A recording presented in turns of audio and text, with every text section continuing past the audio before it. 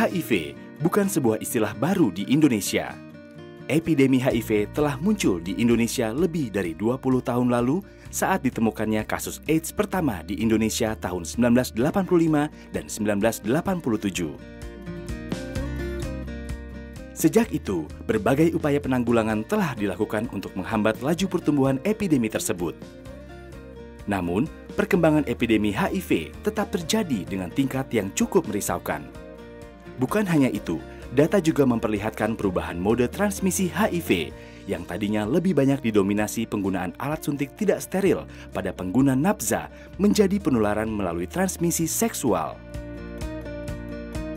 Penularan HIV sendiri umumnya terjadi di populasi paling beresiko, yaitu populasi kunci. Yang dimaksud dengan populasi kunci adalah PS, pekerja seks perempuan dan pelanggannya, LSL, lelaki seks dengan lelaki, waria, pengguna nafza.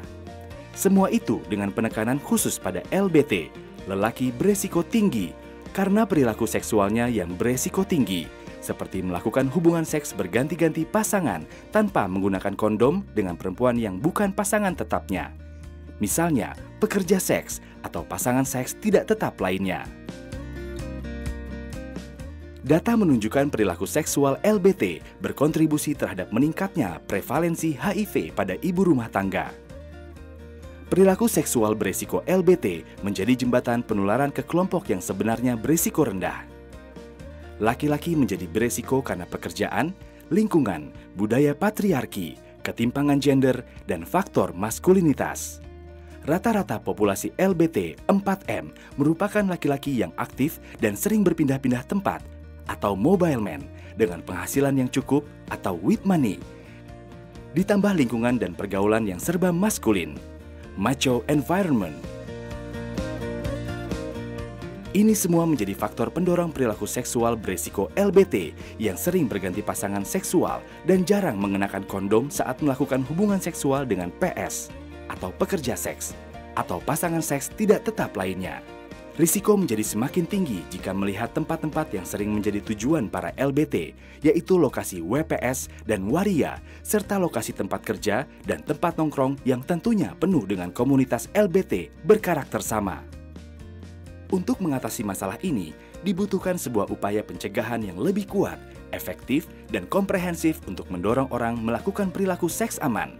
Salah satunya dengan menciptakan lingkungan kondusif untuk memberdayakan setiap orang agar tahu, mau, dan mampu melakukan pola hidup dan perilaku sehat dengan berperilaku seksual yang aman. Ini diimplementasikan dalam konsep pencegahan HIV melalui transmisi seksual paripurna atau PMTS paripurna yang kemudian diterjemahkan menjadi 4 komponen plus MONEF. Peningkatan peran positif pemangku kepentingan.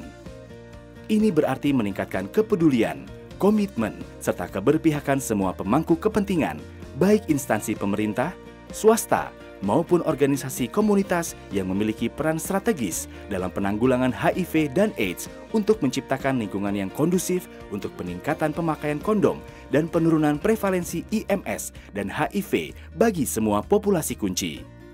Pihak pemangku kepentingan yang terlibat termasuk mulai dari pemangku kepentingan lokal di lokasi hotspot yang meliputi jaringan sosial, mucikari, pemilik wisma atau bar, warga sekitar, komunitas di lokasi hotspot seperti ojek, keamanan, babinsa, babin kamtipmas, RT, RW, lurah, dan satpol PP, sampai dengan pemangku kepentingan di tingkat kecamatan dan kabupaten.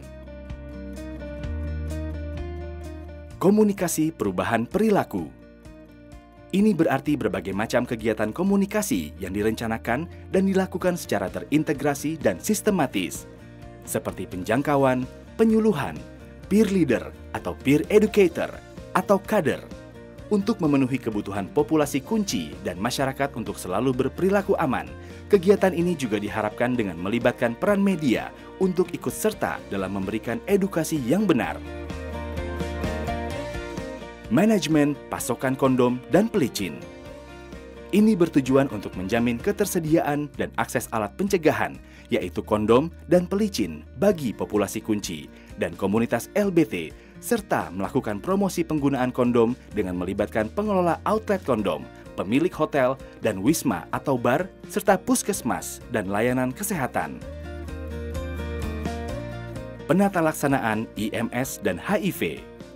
Ini berarti memfasilitasi dan menyediakan layanan pemeriksaan atau pengobatan IMS dan layanan tes HIV sesuai kebutuhan populasi kunci dengan melibatkan pemangku kepentingan lokal beserta puskesmas dan klinik melalui sistem layanan komprehensif berkesinambungan atau LKB. Dari 4 komponen PMTS Paripurna tersebut, agar programnya berjalan efektif dan berkualitas, maka perlu dilakukan monitoring dan evaluasi yang prosesnya dilaksanakan di setiap komponen secara bersamaan sesuai dengan kebutuhan program PMTS Paripurna. Agar semua komponen PMTS Paripurna ini bisa berjalan dengan optimal, diperlukan sebuah intervensi struktural. Intervensi struktural adalah intervensi terhadap lingkungan atau tatanan fisik, sosial kemasyarakatan, ekonomi, politik, budaya, dan peraturan perundangan untuk mendukung upaya penanggulangan HIV dan AIDS dalam rangka mendukung perubahan perilaku pada semua populasi kunci, yaitu pemeriksaan kesehatan secara rutin, penggunaan kondom secara konsisten, setiap kali berhubungan seksual, dan menghindari perilaku seks berisiko, baik di tingkat individu, kelompok, maupun komunitas. Ini berarti berupaya mendaya usahakan semua kekuatan yang dimiliki pemerintah, sektor swasta, masyarakat, dan komunitas untuk bersama-sama melakukan pencegahan HIV secara komprehensif, integratif, dan efektif pada semua populasi kunci melalui sebuah konsep kemitraan yang kuat antara pemerintah, sektor swasta, komunitas untuk bisa menggerakkan mesin birokrasi serta tatanan sosial dan didukung oleh keterlibatan pihak media sebagai sarana untuk komunikasi dan sosialisasi yang menjangkau pada setiap level dan setiap waktu. Penanggulangan epidemi HIV dan AIDS hanya dapat dilakukan dengan efektif apabila terjadi sebuah perubahan yang berkelanjutan. Perubahan yang hanya bisa terwujud apabila semua pihak turut secara bersama-sama mendorong terjadinya perubahan perilaku dalam sebuah upaya yang berkesinambungan dan mandiri.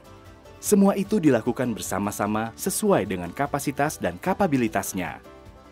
Misalnya, pemerintah berperan mengkoordinasi implementasi program PMTS Paripurna mulai dari tahap perencanaan, pelaksanaan, sampai dengan monitoring dan evaluasi melalui penganggaran dan pembuatan kebijakan. Sektor swasta berperan mengalokasikan dan implementasi program dan mengintegrasikannya dalam kebijakan K3, kesehatan dan keselamatan kerja, serta mengintegrasikan dengan pendanaan CSR atau Corporate Social and Responsibility. Sementara, komunitas dan masyarakat lain terlibat dalam tahapan perencanaan sampai evaluasi, juga berperan menciptakan lingkungan yang kondusif untuk mempromosikan perilaku seksual yang aman. Ini jelas sebuah upaya besar yang membutuhkan kerja keras. Namun, ini adalah sesuatu yang layak kita semua perjuangkan demi masyarakat Indonesia yang lebih sehat dan sejahtera.